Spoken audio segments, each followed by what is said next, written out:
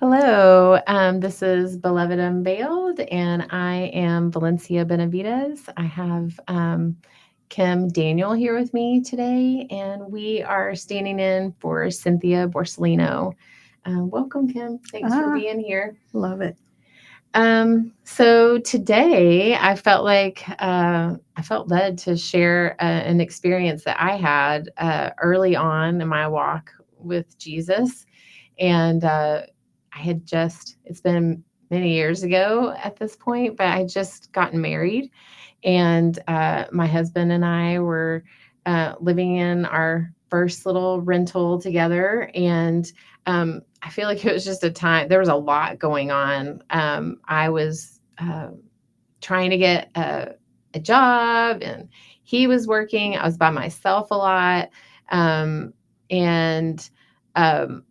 I was just struggling a lot to figure out who I was, what I was doing. We had just started going back to church. We grew up in believing homes, but I had never really walked it out daily. So, when you were married, when you were first married, were you walking with the Lord, or did that start after you got married? Um, I think, well, like we grew up with a belief of some sort, right? I mean, we believed in God, we believed in Jesus, but I don't think we knew exactly what that looked like to walk that out. Okay. And my older sister and her husband had joined a really awesome church, and they had started to really live that life. And I don't think I had ever really even seen what that looked like before. Um, so because of that, and we were living in California at like whenever they first started to go to that church. And so when we would be there for holidays or Christmas or whatever, we would go with them and we would attend. And we definitely saw that there was a difference there, and that was something that we wanted. And we were engaged, and we were, really looking forward to moving back to Texas and being someplace planted, so that we could really start walking out our faith and just see what that looked like, because we saw the life transformation that it was for my sister's family. And so when we got married, we did that. We did just that. We started looking for churches, and we were starting to just build our faith. And I remember being home and just dealing with a lot of just some sort of weird spiritual stuff that was happening. And I didn't really know anything about that until then. And so, like I said, there was a lot of time by myself, and come to find out just where, like now knowing what I know spiritually, there's a lot just in the neighborhood that we lived in. It it was there was a lot of poverty and stuff, like very near where we were. It was just kind of like a hard place, and there was hard things happening around where we lived, and just what that brings spiritually sometimes can be hard. And also just finding out some things later too about the person that we shared the duplex with on the other side. There was a lot of stuff going on there, so there was a lot happening spiritually. When you say a lot of stuff, what kinds of stuff was it? I think just there was kind of an uneasiness, right, in the space, and stuff like that. I had probably battled anxiety and things like that a lot of my life. So I feel like I was kind of taking that on head on for the first time, maybe ever, and learning about what it looks like to battle in a spiritual way. And so one night I was in bed, and I woke up in the middle of the night, and I was like terrified. Like I woke up feeling that way.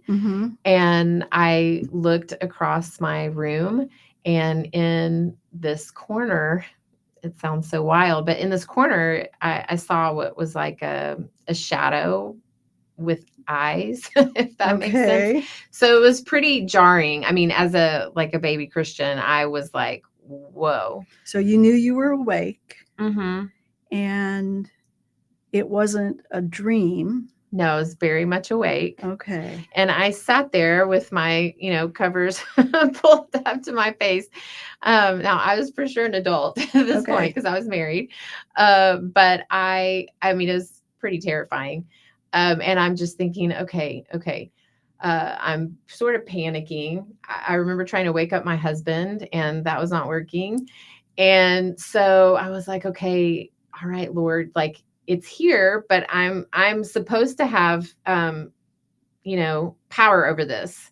And so I'm like mustering up all I knew, which wasn't very much at the time. And I'm like, okay, I need to just pray. I need to pray Mm-hmm. that this goes. And so I did. I'm praying in Jesus' name. I'm like, you need to leave, get out of here. You're not supposed to be here. Uh-huh. And I'm just like trembling. And I'm like, okay, I have to calm my body down so that I can I just got to get a handle on this, right? That's what I'm thinking.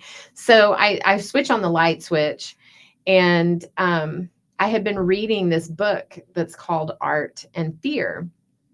And so, and it just talks about like the roadblocks to art making.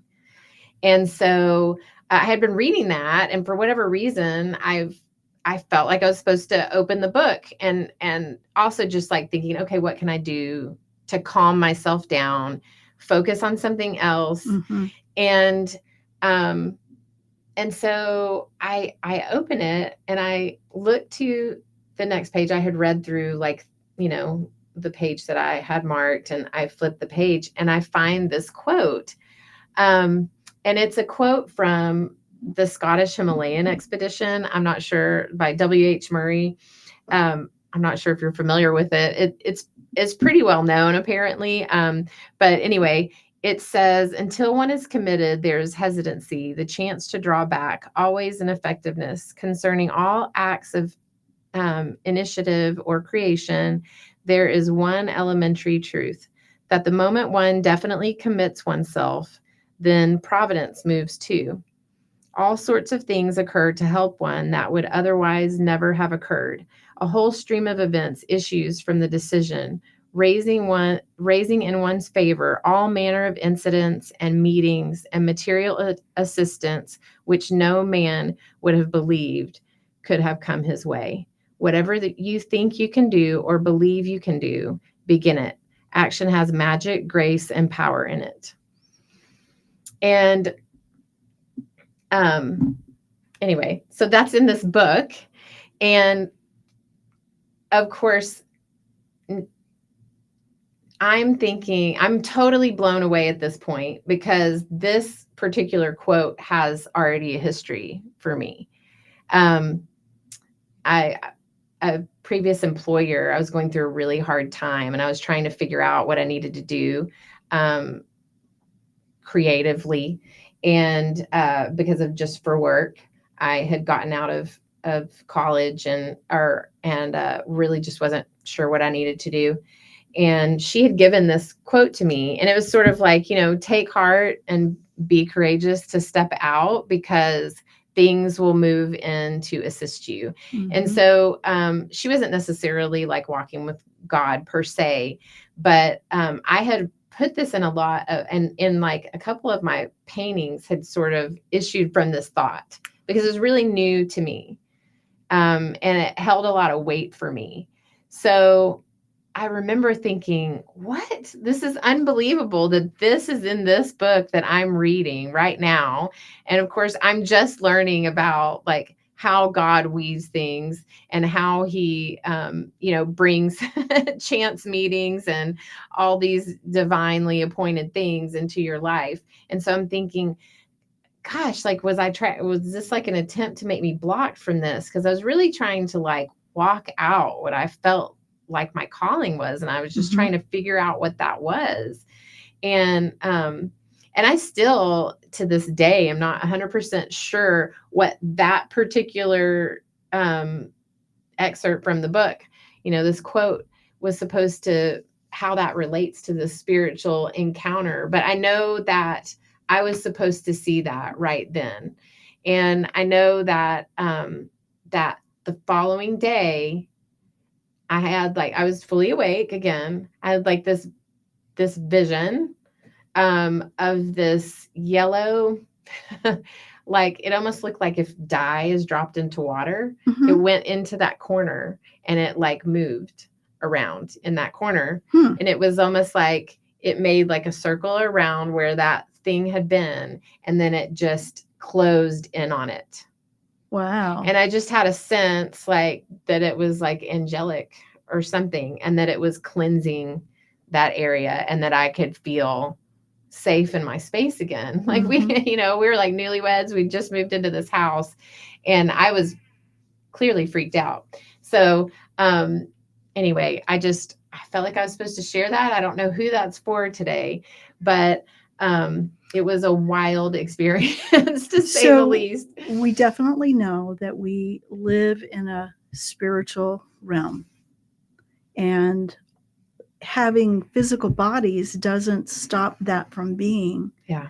God is spirit, and there is definitely a satanic, ungodly attack against us as Christian beings, Mm-hmm. but God is faithful, and He's definitely stronger than anything. Greater is us. Greater is He that is in us than he that is in the world. Yeah.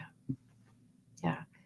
So that's absolutely true. And I was able, just through prayer, to overcome that moment, and it was gone. But I just felt like, wow, the kindness of God to even just send something else, like same, like a vision again, Mhm. to let me know that everything was okay. And I just innately knew, right? Like my spirit man knew that that was the Lord letting me know that he was with me and everything was Amen. going to be okay.